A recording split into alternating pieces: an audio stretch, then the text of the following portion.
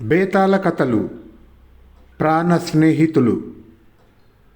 పట్టువదలని విక్రమార్కుడు చెట్టు వద్దకు తిరిగి వెళ్ళి చెట్టుపై నుంచి శవాన్ని దించి భుజాన వేసుకొని ఎప్పట్లాగే మౌనంగా శ్మశానం కేసి నడవసాగాడు. అప్పుడు శవంలోని బేతాళుడు, రాజా, సామాన్య మానవులకు అపూర్వమైన అనుభవాల వల్ల సుఖం కన్నా కష్టమే ఎక్కువగా కలుగుతుంది. ఇందుకు నిదర్శనముగా శౌనక మౌద్గల్యుల కథ చెబుతాను, శ్రమ తెలియకుండా విను అంటూ ఈ విధంగా చెప్పసాగాడు.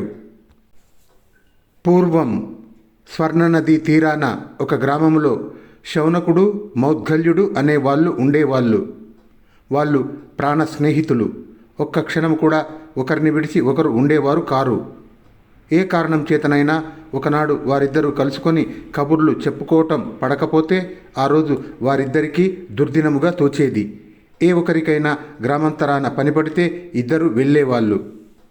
ఇలా ఉండగా మౌద్గల్యుడు మరణించాడు. శౌనకుడు తన స్నేహితుడి శవంపైన పడి దారుణంగా విలపించాడు. నలుగురు బలాఢ్యులు శౌనకుణ్ణి బ్రతిమాలి లాభం లేక పట్టి యువతలకి లాగితేనే కానీ మౌద్గల్యుడి శవాన్ని ఇంటి నుంచి కదిలించటం సాధ్యం కాలేదు. తన ప్రాణ స్నేహితుడి మరణంతో శౌనకుడు కృంగిపోయాడు. అతనికి జీవితమంతా అంధకారమైపోయినట్టు అనిపించింది. ఇంతలో ఒక రాత్రి శౌనకుడికి ఒక కల వచ్చింది. ఆ కలలో మౌద్గల్యుడు కనిపించాడు. అతను అద్భుతమైన దేవతా వస్త్రాలు ధరించి ఉన్నాడు.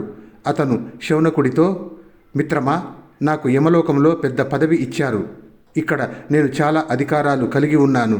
అందుచేత మన స్నేహానికి అంతరాయం లేకుండా రోజు మనము ఇక్కడే కలుసుకునే ఏర్పాటు చేశాను. నువ్వు పడుకోబోయేటప్పుడు ఒక మంత్రం చదివితే నిద్రలో ఉన్నంతసేపు యమలోకానికి వచ్చి నాతో కాలక్షేపం చేయవచ్చు అని చెప్పి మంత్రం ఉపదేశించాడు. మర్నాడు ఉదయం శౌనకుడు నిద్రలేస్తూనే తన మనసు చాలా తేలికపడ్డట్టు గ్రహించి తాను కన్న కల వాస్తవమై ఉండాలి అనుకున్నాడు. ఆ రాత్రి అతను పడుకొని నిద్రపోయే ముందు తన మిత్రుడు కలలో చెప్పిన మంత్రాన్ని చదివాడు. తర్వాత కొద్దిసేపట్లోనే అతను యమలోకంలో ఉన్నాడు. మౌద్గల్యుడు అతనికి ఎదురువచ్చి స్వాగతం చెప్పి తన వెంట తీసుకుపోయాడు. ఇద్దరు వెనకటిలాగానే కబుర్లు చెప్పుకుంటూ చాలాసేపు కాలక్షేపం చేశారు. తిరిగి తెల్లవారి నిద్ర మెలకువ వచ్చేసరికి శౌనకుడు తన ఇంటనే ఉన్నాడు. అది మొదలు ప్రతి రాత్రి శౌనకుడు పడుకోబోయేటప్పుడు మంత్రాన్ని చదివి యమలోకానికి వెళ్ళి మౌద్గల్యుడితో ఇష్టాగోష్ఠి జరుపుతూ వచ్చాడు. మౌద్గల్యుడు చనిపోయాడు అన్న విచారం శౌనకుడిలో ఏమాత్రం లేకుండా పోయింది.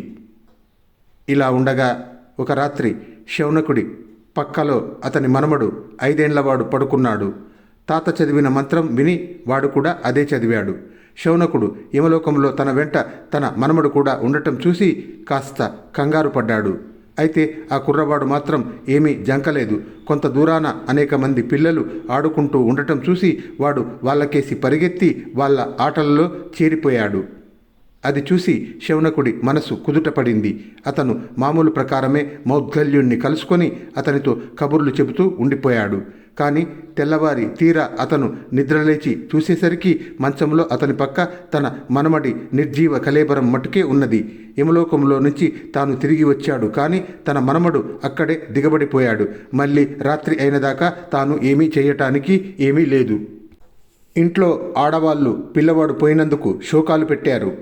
మీరేమీ ఆదుర్దా పడకండి, రేపీ పాటికి వాడు బ్రతుకుతాడు అన్నాడు శౌనకుడు. పిల్లవాని చావుకు శౌనకుడే కారణమై ఉంటాడని వాళ్ళు అనుమానించసాగారు.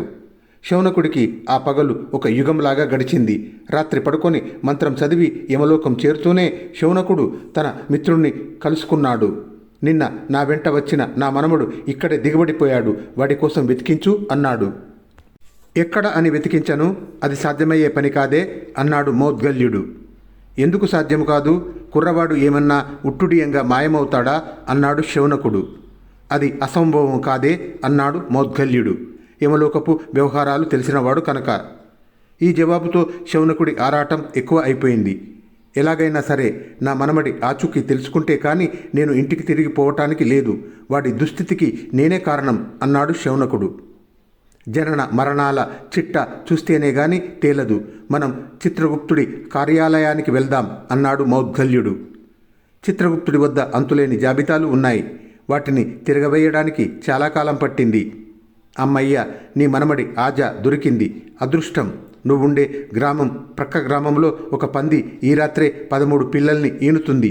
అందులో ముఖాన తెల్లని మచ్చగలిగిన పంది పిల్లగా నీ మనమడు పుడుతున్నాడు అన్నాడు మౌద్గల్యుడు. అదా అదృష్టం అన్నాడు శౌనకుడు నివ్వెరపోతూ. నా ఉద్దేశం మరేమీ లేదు. నువ్వు తెల్లవారుతూనే ఆ గ్రామానికి వెళ్ళి ఆ పంది పిల్లను చంపేసినట్టయితే నీ మనమడు తిరిగి బ్రతుకుతాడు అన్నాడు మౌద్గల్యుడు. మరుక్షణములోనే శౌనకుడికి మెలకువ వచ్చింది. అతను అప్పటికప్పుడే బయలుదేరి పొరుగురికి వెళ్ళి ఆ రాత్రి ఈనిన పంది గురించి విచారించి దాని పిల్లల్ని లెక్కపెట్టి చూసుకొని తెల్లని మచ్చగలిగిన పంది పిల్లను డబ్బిచ్చి కొని అక్కడే దాన్ని చంపి ఇంటికి తిరిగి వచ్చాడు. శౌనకుడు తిరిగి వచ్చేసరికి అతని మనమడు ఎప్పట్లాగే ఇంట్లో ఆడుకుంటూ కనిపించాడు. శౌనకుడికి ఆరాటం తీరిపోయింది. కానీ అటు తర్వాత అతను ఎన్నడూ యమలోకానికి వెళ్ళలేదు. తన ప్రాణ స్నేహితుణ్ణి కలుసుకోనూ లేదు. బేతాళుడు ఈ కథ చెప్పి, రాజా, నాకొక సందేహం. శౌనకుడికి యమలోక యాత్రల వల్ల నష్టం ఏమీ కలగకపోగా ఒక విధంగా మేలే జరిగింది కదా. అతను తన ప్రాణ స్నేహితుణ్ణి చూడటం అకస్మాత్తుగా ఎందుకు మానుకున్నాడు? ఈ ప్రశ్నకు సమాధానము తెలిసి కూడా చెప్పకపోయావో నీ తల పగిలిపోతుంది అన్నాడు.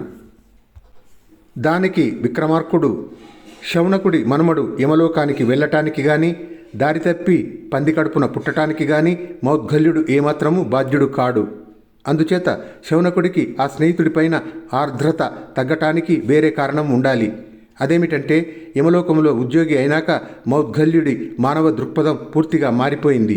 జనన మరణాలు, ఉత్తమ జన్మలు, హీన జన్మలు ఎత్తటం వంటి విషయాలు అతనికి పరిపాటి అయిపోయాయి. శౌనకుడిలో మానవత్వం ఇంకా మారలేదు. తమ ఇద్దరి మనస్తత్వాలలో ఏర్పడిన తేడాను శౌనకుడు తన మనమడు పంది జన్మ ఎత్తటం గురించి మౌద్గల్యుడి వైఖరిని బట్టే తెలుసుకోగలిగాడు. ఆ తర్వాత ఇద్దరి మధ్య ఉండిన స్నేహభావము సడలటం సహజమే అన్నాడు విక్రమార్కుడు. రాజుకు ఈ విధంగా మౌనభంగం కలగగానే బేతాళుడు శవంతో సహా మాయమై తిరిగి చెట్టెక్కాడు.